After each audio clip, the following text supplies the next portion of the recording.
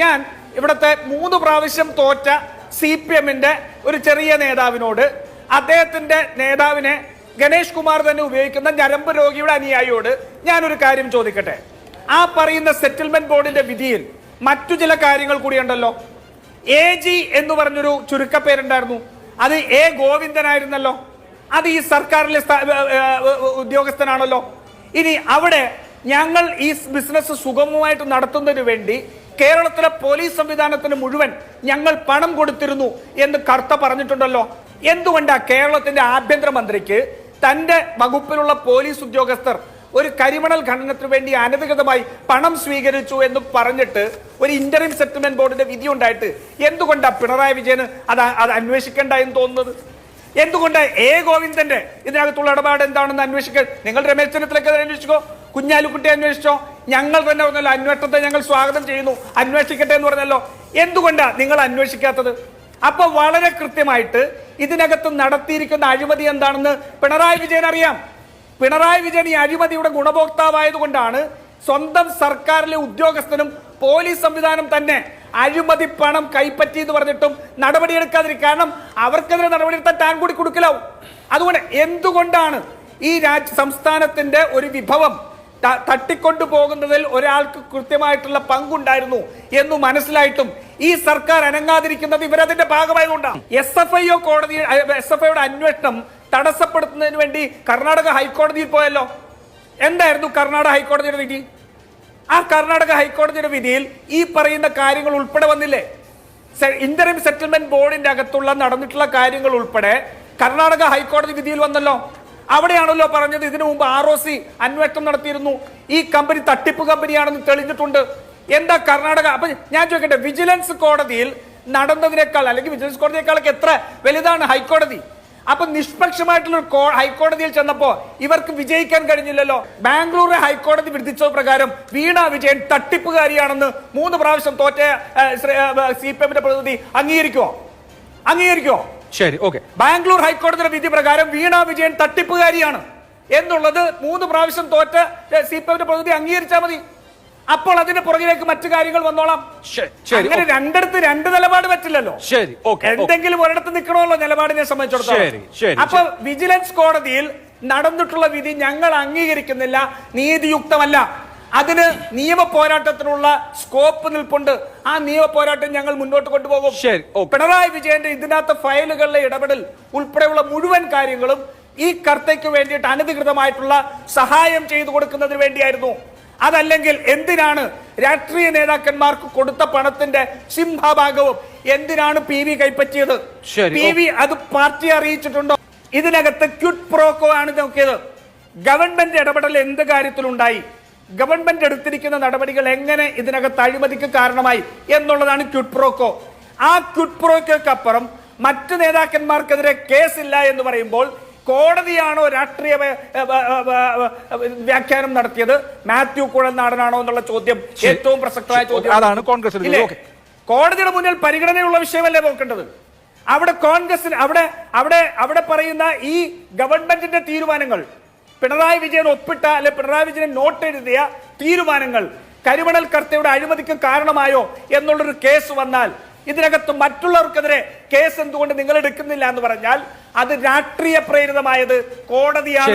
രാഷ്ട്രീയ പ്രേരിതമാണോ? അതാണ് രാഷ്ട്രീയ പ്രേരിതമാണെന്ന വാദത്തിന് ശക്തി പകരുന്നതല്ലേ എന്നുള്ളത് പ്രതീക്ഷയല്ലേ? മറ്റ് കേസിന്റെ മെറിറ്റിൽ കോടതി വേറെ കാര്യങ്ങൾ പറഞ്ഞിട്ടുണ്ട്. ഞാൻ അതിലേക്ക് അടുത്ത റൗണ്ടിൽ ഞാൻ 3 പ്രാവശ്യം തോറ്റ സ്ഥാനാർത്ഥി എന്ന് പറഞ്ഞത് ജയിക്കിന് വിഷമം ഉണ്ടാക്കിയതിൽ ഞാൻ സന്തോഷിക്കുന്നു. അത് ഞാൻ സന്തോഷിക്കുന്നതിന്റെ കാരണം എന്താണെന്ന് വെച്ചാൽ ഈ ചർച്ചയുടെ ആദ്യത്തെ സെഗ്മെന്റിൽ ജയിക്ക് പറഞ്ഞത് ഒന്നുകൂടി കേട്ടു നോക്കിയാൽ മതി. ഞാൻ എന്തായാലും സാധാരണ അങ്ങനെ പറയുന്ന ഒരാളല്ല. ഇപ്പൊ VS അച്യുതാനന്ദൻ തോറ്റിട്ടുണ്ട്, അതുകൊണ്ട് തെരഞ്ഞെടുപ്പിൽ തോറ്റ VS അച്യുതാനന്ദൻ ഞാൻ എപ്പോഴും പറയാറില്ല. ഒരു ചർച്ച നടക്കുമ്പോൾ അതിന്റെ മര്യാദയെക്കുറിച്ച് പഠിപ്പിക്കാൻ വരുന്നവൻ ആദ്യം പോയിട്ട് ആദ്യം പറഞ്ഞത് എന്താണെന്ന് നോക്കണം. എന്തായാലും അഭിലാഷ് ഏറ്റവും ആദ്യത്തെ സെഗ്മെന്റിൽ എന്നോടാണല്ലോ ചോദിച്ചത്. ഞാനൊരു CPM-ന്റെ നേതാവിനെയും പിണറായി വിജയനെ പോലും ആക്ഷേപിച്ചല്ലോ മറുപടി പറഞ്ഞത്. ഞാനൊരു കേസിന്റെ മെറിറ്റിൽ നിന്നല്ലേ സംസാരിച്ചത്. അത് കഴിഞ്ഞ് ജയിക്ക് എന്താണ് പറഞ്ഞതെന്നുള്ളത് പ്രേക്ഷകരും കേൾക്കട്ടെ, ജയിക്കും കേൾക്കട്ടെ. ആദ്യം ക്ലാസ് എടുക്കുന്നതിന് മുമ്പ് സ്വന്തം കാര്യം എന്താണെന്നുള്ളത് നോക്കണം. പിന്നെ ഞരമ്പ് രോഗി എന്ന് പറയുന്നുണ്ട്.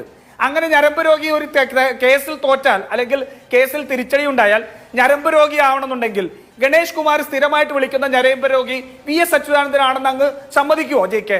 അപ്പൊ അതായിരിക്കും ചിലപ്പോൾ, അതുകൊണ്ടായിരിക്കും. പക്ഷെ അങ്ങേര് ഞരമ്പ് രോഗി എന്ന് വിളിച്ചത് വേറെ കാര്യത്തിലാണ്. എന്തായാലും ഞരമ്പ് രോഗി എന്ന് വിളിക്കുന്ന ആളാണ് ജയിക്കിന്റെ നേതാവ്. അത് ജയിക്കിന്റെ നേതാവിനെ തന്നെയാണ് ഞരമ്പ് രോഗി എന്ന് വിളിച്ചത്.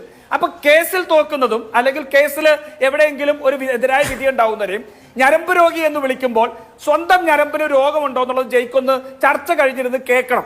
എന്നിട്ട് സ്വയം കണ്ണാടിയുടെ മുമ്പിലിരുന്നു കൊണ്ട് മാന്യത എന്താണ് എന്ന് പഠിക്കുമോനെ ജയിക്കെ എന്ന് നിങ്ങൾ പറയുക. ഞാനായിട്ട് പറയുന്നില്ല, കാരണം നിങ്ങളെ തിരുത്താൻ ഈ ലോകത്ത് ഒരു ശക്തി വിചാരിച്ചാലും നടക്കൂല. നശിക്കാൻ തീരുമാനിച്ച നിങ്ങൾ നശിക്കട്ടെ എന്ന് തന്നെയാണ് ഞങ്ങളുടെ ആഗ്രഹം. അതുകൊണ്ട് അതങ്ങ് നടക്കട്ടെ. ഇനി രണ്ടാമത്തെ കാര്യം, അഭിലാഷ് പറയുന്നത് മുഴുവൻ ഉള്ള ഗ്രൗണ്ട് എന്താ? ഞാൻ പറയുന്ന ഗ്രൗണ്ട് ഈ തീരുമാനങ്ങൾ എടുത്തിരുന്ന മുഴുവൻ സമയത്തെയും തീരുമാനങ്ങൾ, അത് പിണറായി വിജയന്റെ തീരുമാനങ്ങൾ, അതിനകത്തുള്ള ഇടപെടലുകൾ, ആ ഫയലിൽ എഴുതിയ കുറിപ്പുകൾ എല്ലാം പിണറായി വിജയനെതിരെ സംസാരിക്കുന്ന തെളിവുകളാണ്.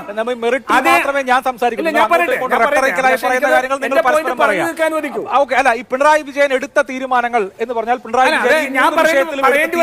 പറയുന്നോണ്ടാണല്ലോ. ആദ്യം പറഞ്ഞപ്പോൾ എന്നെയാണ് അഭിസംബോധന ചെയ്തത് ഒരു ചർച്ചയിൽ വന്ന് മാന്യമായിട്ട് സംസാരിക്കാൻ അറിയാൻ പാടില്ലെങ്കിൽ പറയുന്ന വാക്കിന് അതേ നാണയത്തിൽ തിരിച്ചടി കിട്ടും.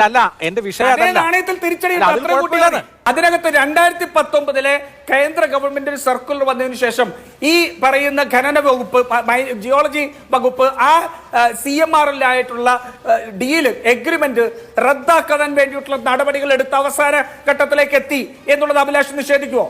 അങ്ങനെ അവസാന ഘട്ടത്തിലേക്ക് അത് റദ്ദാക്കുന്നതിന് വേണ്ടിയിട്ടുള്ള നടപടിയെടുത്ത ആ ഉദ്യോഗസ്ഥ ജിയോളജി ആൻഡ് മൈനിങ് വകുപ്പിനെ അതിൽ നിന്ന് പിന്തിരിപ്പിച്ചത് ആരാണ്? ഞാൻ ചോദിക്കട്ടെ, കർത്ത കൊടുത്ത മുഖ്യമന്ത്രി പിണറായി വിജയന് കർത്ത കൊടുത്ത പരാതിയിൽ എന്താ പറഞ്ഞത്? ഞങ്ങൾക്ക് ഇലുമിനേറ്റ് കിട്ടുന്നത് പുറത്തുനിന്ന് ഇറക്കേണ്ടി വരുന്നു, അതുകൊണ്ട് ഞങ്ങളുടെ പ്രവർത്തന ചെലവ് കൂടുന്നു, ഞങ്ങൾക്ക് അതുകൊണ്ട് ഇല്ലുമിനേറ്റ് ഇവിടെ നിന്ന് എടുക്കുന്നതിന് വേണ്ടിയിട്ടുള്ള സംവിധാനം വേണം. ഇതല്ലേ കർത്തയുടെ പരാതി? അങ്ങനെയുള്ള ഒരു പരാതിയിൽ പിണറായി വിജയൻ എന്തിനാ ഇടപെടുന്നത്? 2019 സ്വകാര്യ മേഖലയിലുള്ള ഖനനങ്ങൾ മുഴുവൻ റദ്ദാക്കണമെന്നുള്ള 2019 ഉത്തരവ് എപ്പോഴാണ് റദ്ദാക്കപ്പെട്ടത്? അല്ലെ, അത് പ്രകാരം ഈ എഗ്രിമെന്റ്, ലീസ് എപ്പോഴാണ് റദ്ദാക്കപ്പെട്ടത്? വർഷങ്ങൾക്ക് ശേഷമാണ്. ഈ സമീപകാലത്ത്. എപ്പോ? ഈ സമീപകാലത്ത് 2023 നവംബറോ ഡിസംബറോ സമീപകാലത്ത്. ഈ കേസ് പൊന്തി വന്നതിനു ശേഷം, ഈ കേസ് സമീപകാലത്ത് പൊന്തി വന്നതിനു ശേഷം 2019 ഈ എഗ്രിമെന്റ് റദ്ദാക്കാനുള്ള കേന്ദ്ര നിയമം നടപ്പാക്കുന്നതിൽ എന്തായിരുന്നു കാലതാമസം? മറുപടി അല്ല, ആ കാര്യത്തിൽ ആ വിഷയമാണല്ലോ കോടതിയുടെ മുമ്പാകെ വന്നത്. ഇപ്പൊ ഞാൻ പറയുന്നതല്ല, കോടതിയുടെ മുമ്പാകെ ഈ വിഷയം വന്നപ്പോൾ കോടതി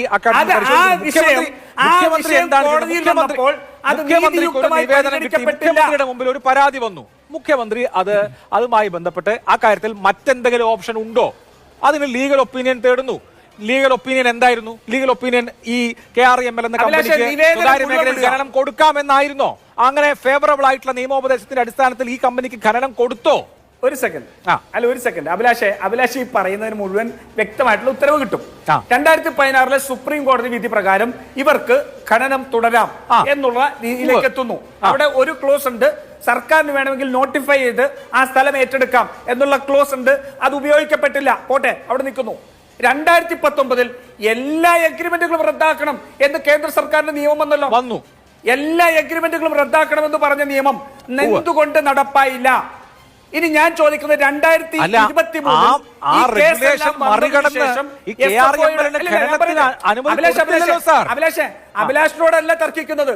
അഭിലാഷിനോടല്ല തർക്കിക്കുന്നത്, ഞാൻ ജനങ്ങളോട് കാര്യം പറയണം. അത് പറഞ്ഞു തീർക്കാനുള്ള സമയം തരണം. അത് പറഞ്ഞു തീർക്കാനുള്ള സമയം തരണം. ഈ കാര്യം വ്യക്തമായി കഴിഞ്ഞാൽ ഇതിനകത്ത് മുഴുവൻ ജനങ്ങൾക്ക് സാമാന്യ ബുദ്ധിയിൽ മനസ്സിലാക്കാം. 2019 സർക്കാരിന്റെ നോട്ടിഫിക്കേഷൻ വന്നതിനു ശേഷം ഈ കരാർ എന്തുകൊണ്ട് റദ്ദാക്കിയില്ല? 2023 ഈ കേസ് പൊന്തി വന്ന് SFOയുടെ അന്വേഷണം തുടങ്ങിയതിനു ശേഷം ഈ കരാർ റദ്ദാക്കാൻ കേന്ദ്ര സർക്കാർ മറ്റെന്തെങ്കിലും നടപടി ഉണ്ടായിരുന്നോ? ഇല്ല. അപ്പോൾ സ്വമേധയാ ഈ കേസ് വന്നതിനു ശേഷം റദ്ദാക്കാൻ കഴിയാവുന്ന കരാറ് 2019 നോട്ടിഫിക്കേഷൻ പ്രകാരം ജിയോളജി ആൻഡ് മൈനിങ് വകുപ്പ് റദ്ദാക്കാനുള്ള നടപടികളെടുത്ത് മുന്നോട്ട് പോയപ്പോൾ എന്തുകൊണ്ട് റദ്ദാക്കിയില്ല? അഭിലാഷ്, ഈ 2 പോയിന്റിന് എനിക്ക് മറുപടി തരാമോ? ശരി, അല്ല അവിടെ ഞാൻ പറയുന്നത് കോടതി മുൻപാകെ ഈ വിഷയമാണ് വന്നത്. പക്ഷേ ഇപ്പോ ആ താങ്കൾ പറഞ്ഞ വാദം അംഗീകരിച്ചാണെങ്കിൽ കോടതി വിധി തെറ്റാണെന്ന് ഞങ്ങൾ പറഞ്ഞു. അതായത് കോടതി വിധി ഒരു ഉപകാരവും കരിമണൽ കർത്തയ്ക്ക് കൊടുത്തിട്ടില്ല, പക്ഷേ ഒരുപക്ഷെ കൊടുക്കുമായിരുന്നേനെ എന്ന നിലയിൽ ഇതിൽ ക്വിഡ് പ്രോക്കോ ആരോപിക്കാവുന്നുള്ളൂ. എനിക്കൊരു ഇടവേള അത്യാവശ്യമാണ്. നമ്മൾ